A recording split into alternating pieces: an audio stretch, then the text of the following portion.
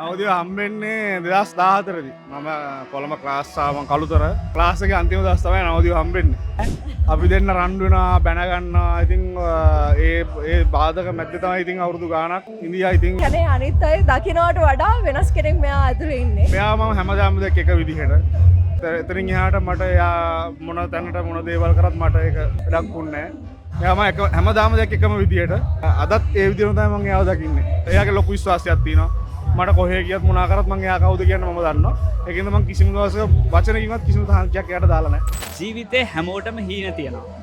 විවාහය කියන්නේ ජීවිතේ තියෙන එක්තරා හීනයක්. ඉතින් ඒ හීනේ සැබෑ කරගත්ත දෙන්නේ අපිත් එක්ක එකතු වෙලා ඉන්න ඔයගොල්ලෝ ගොඩක් ආදරය කරන ඔයගොල්ලෝ අදන්න නවෝදි ඒ වගේම ෆොටෝග්‍රැෆර් කෙනෙක් කියලා මතක් වුණොත් මහෙන් කියන්නේ ඉතින් බ්‍රෑන්ඩ් එකක්. ඔයගොල්ලොත් එක්ක හැමදාමත් ආදරයෙන් ඉන්න ඔයගොල්ලෝ ලස්සනට ඡායාරූප ගත කරන මහෙන්. ඉතින් ඔය දෙන්නගේ ලස්සනම දවස ප්‍රථමයෙන් ඔය දෙන්නට දීර්ඝ ගමනක් යන්න තමන්ගේ ජීවිතේ නව පරිච්ඡේදයේ ශක්තිය ධෛර්ය වාසනාව ලැබෙන්න කියලා ස්නැප් TV අපි විශ් කරනවා. thank you බොහොම ස්තුතියි. thank you. ඉතින් මහෙන් අහන්න ගොඩක් ප්‍රශ්න තියෙනවා. මොකද නවෝදි නම් හැම වෙලාවෙම කතා කරනවානේ. ඉතින් අද මහෙන්ගෙන් මම පටන් ගන්නවා. මහෙන් ඉතින් කොහොමද නවෝදිව හම්බෙන්නේ? ආදර කතාව පටන් ගන්නේ කොහොමද කියලා මුලින්ම දැනගන්න කැමතියි.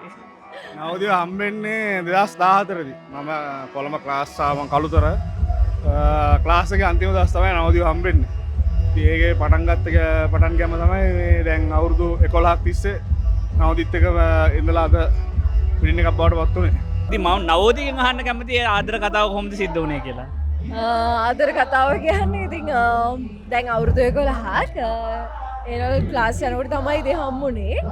ඉතින් හිතුවේ නෑ ඉතින් මේ විදියට යත් මේ වගේ තැනකට ගිහිල්ලා මාත් මේ වගේ ඔහම ගිහිල්ලා අපි දෙන්නට ඒත් ඉන්න පුළුවන් වෙයි කියලා කොහොමද ඉතින් හිටියා අවුරුදු 11 පුරාවට. සාමාන්‍යයෙන් අවුරුදු 11ක් කියන්නේ ලොකු කාලයක්. සාමාන්‍යයෙන් කියන්නේ අපි ගත්තොත් පාසල් ප්‍රේමයක් නේ. ඒ ප්‍රේමේ ඒ ආකාරයෙන් මෙච්චර කල් තියාගන්න මහෙන් ඔයා නවෝදිගේ දැක්ක විශේෂත්වය මොකද්ද? සාමාන්‍ය ජීවිතේ අපි ගලාගෙන යනකොට ප්‍රශ්න කියන දේවල් එනවනේ. ඒ ප්‍රශ්න වලට නොසැලී ඔය වගේ හිටියේ කොහොමද? ඒ ආදර කතාව. එච්චර සුන්දර කරේ කොහොමද? සුන්දර කියන්නේ සුන්දර නෑ.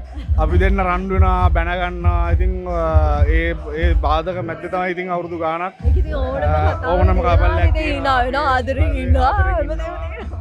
ඉතින් ඒ වගේ තමයි ඉතින් අපි ඉන්දියා ඉතින් මොන මොහොතකවත් මම මෙයා දාලා ගියේ නැහැ. අවුරුදු ගාණක් අපි දෙන්නත් එකට ඉඳි ඉතින් මේ දවස් උදා වෙනකම්. සාමාන්‍යයෙන් ආදර කතාවලදී ගොඩක් ඉක්මනට වෙනස් වෙන්නේ කොල්ලෝනේ. හැබැයි මහෙන් කියන කෙනා එහෙම වෙනස් වුන්නේ නැහැ. ඒක නවා මහෙන්ගේ දකින්න විශේෂත්වය මොකක්ද? මෙයා ගොඩක් විශේෂයි තමයි. එකක් මං මෙයා ඒ කියන්නේ මට ඒක කියන්න තේරෙන්නේ නැහැ. ඒ කියන්නේ අනිත් අය දකින්නට වඩා වෙනස් කෙනෙක් මෙයා ඇතුලේ ඉන්නේ. ඉතින් ගොඩක් කට්ටිය අර අපි දේවල් දකින්න දේ දිහා බලන්න අපි තීරණ ගන්න. නමුත් මෙයා ඇතුලේ ඉන්න වෙනම කෙනෙක්. ඒක ඉතින් මම එයා දාන්නට වඩා හොඳට ඉතින් ටිකක් තරහ යනවා. හැබැයි ඉතින් ආදරේ නම් කවදාවත් අඩුවක් කරේ නැහැ. මම වෙනුවෙන් හිටියා.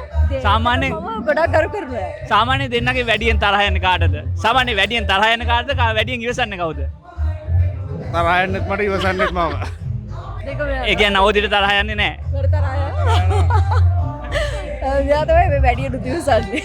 මහෙන් දැන් ඔයාගේ ඒ කැමරා කෝණයෙන් දහස් ගාණක් බ්‍රයිට් ලව ෆොටෝග්‍රාෆ් කරලා ඇතින් ඉතින් අද ඔයා විශේෂයෙන් වගේ අනාගත සහකාරියෝ දකින්න ඒ විදිහට. ඉතින් ඒ දකින්න හැඟීම කොයි වගේද? ඇත්තට මට සතුටු වෙයි ගොඩක්. මෙයා මම හැමදාම දැක්ක එක විදිහට.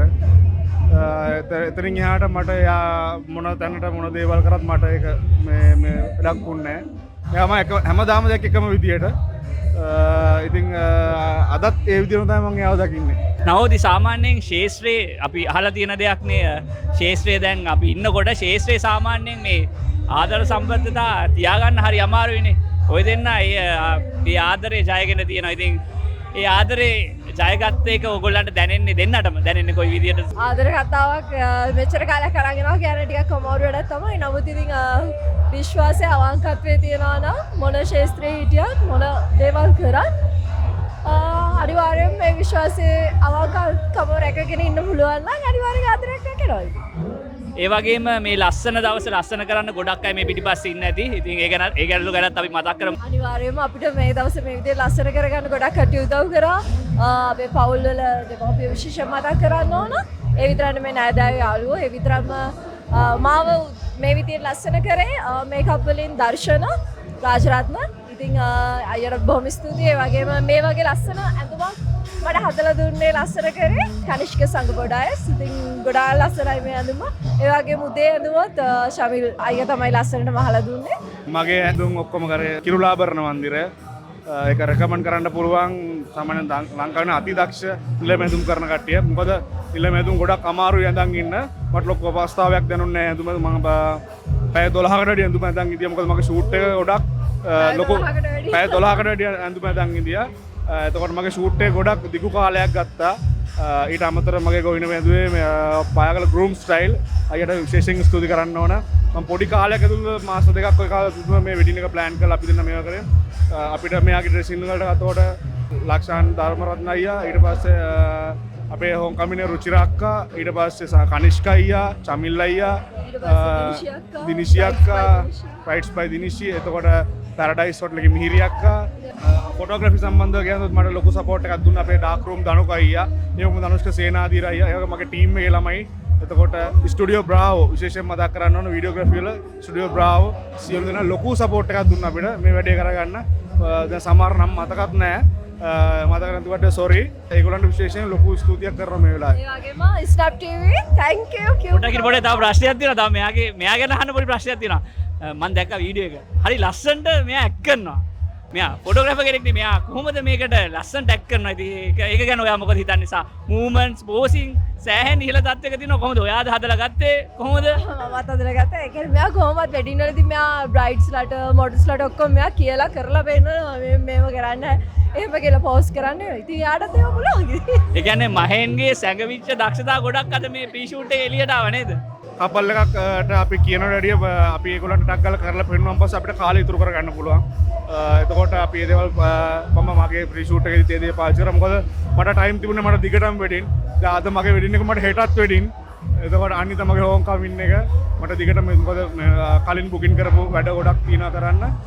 පැය දෙකක් වගේ පොඩි කාලයක් ඇතුළත තමයි ප්‍රී ෂූට් එක කරේ. මහෙන් දැන් නවෝදි කියන්නේ වෘත්තීමය නිවේදිකාවක්නේ. දැන් සමහරක් කට්ටිය බැන්දට පස්සේ දැන් කලාවේ ඉන්න කට්ටිය කලා ශාස්ත්‍රයෙන් අයින් වෙනවා. නිවේදිකාවෝ ඒ ශේත්‍ර වලින් අයින් වෙනවා. දැන් ඔයත් විවාහයෙන් පස්සේ නවෝදිට තහංචි දායිද ඒවට? නෑ මම එයාට කවදාකවත් තහංචි දාලා නෑ. කිසිම දවසක කිසිම හේතුවක් මත එයා කොහෙද යන්නේ මොනවද කරන්නේ ඒ දේවල් මම කිසිම දෙයක් තහංචි දාලා නෑ. එයාට කැමති විදිහට එයාගේ වැඩ කරගන්න මම දීලා තින්නේ. මොකද මට ඒ කියන්නේ එහෙම එයාගේ ලොකු විශ්වාසයක් තියෙනවා. මට කොහේ ගියත් මොනවා කරත් මම එයා කවුද කියන්නේ මම දන්නවා. ඒකින්ද මම කිසිම දවසක වචනකින්වත් කිසිම තහංචියක් එයාට දාලා නෑ. එහෙනම් නවෝදිට බය වෙන්න දෙයක් නැහැ නේ. ෂේප් එක වැඩි කරගෙන යන්න පුළුවන් ගමන නේ. අනිවාර්යයෙන්. ඉතින් ඔය දෙන්නාට සුබ පතන ඔය දෙන්නාගේ අනාගත ජීවිතය සර්ව ප්‍රකාරයෙන්ම සාර්ථක වෙන්න. ඉතින් දරු මල්ලෝ ලැබිලා ජීවිතේ තවත් ලස්සන කරගෙන මේ ජීවිතේ නව පරිච්ඡේදයේ ඔයගොල්ලෝ හිතන පදන විදියට සාර්ථක වෙන්න කියලා ස්නැප් TV අපි වගේම බලන් ඉන්න ප්‍රේක්ෂකයෝ ඔයගොල්ලෝ දෙන්නාට විශ් කරනවා.